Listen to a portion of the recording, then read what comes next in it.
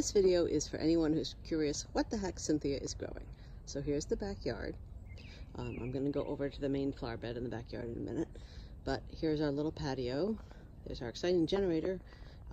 Seedlings, more seedlings growing up. That used to be a greenhouse. The greenhouse cover is put away, but this means it's got shelves for things to be growing up. So we have a lot fewer seedlings than I used to. This is a Philadelphus mock orange. So here is what I call the back bed. Most of the flowers are red because John likes red. So coming back over here, you see there's a chipmunk.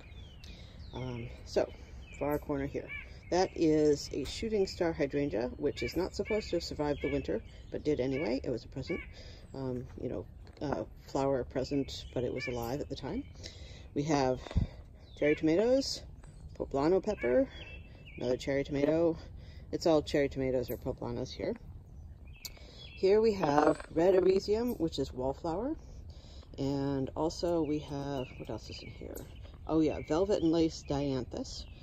And these sticks, where they're bare sticks, means there are freshly planted seeds. So that way I don't say, oh my gosh, it's weeds, I'll pull them up. This stick, that stick, and that one are all different kinds of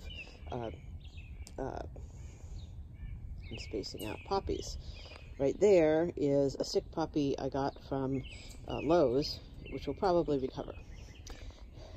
These lilies here, there's two there, there's some over there, some down there. Those are all Orion pet lilies, which eventually will get to be 5 feet or even 6 feet and taller.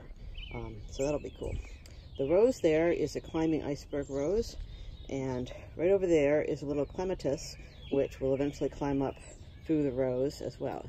You can see I've got a trellis all ready for the rose, and a mirror which supposedly will make it look like I've got extra roses when it gets up to that height.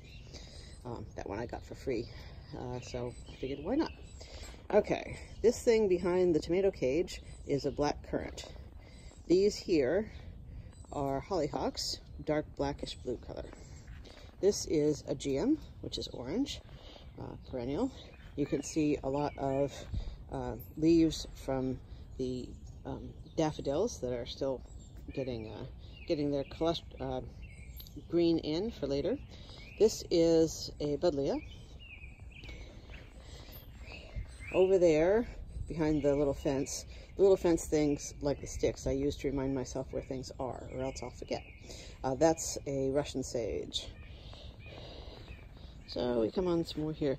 Oh, we've got all these plants right along the edge. These are all sweet williams, which is a type of dianthus.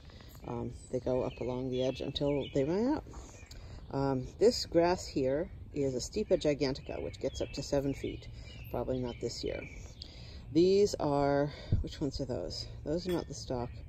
That's Antirum. I forget what the actual name is. These are a couple of dahlias. This is the other black currant. These are some little nicotinia. That's the way the British pronounce it. The English apparently, the Americans apparently pronounce it nicotiana or something like that. But anyway, these are zinnias. Then I have, the seeds over there are celosia, which are the coxcomb.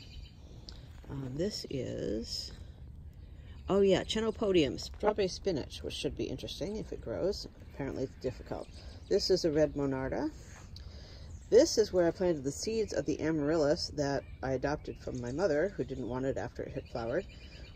This over here is fennel, right, not the dill, that's the fennel.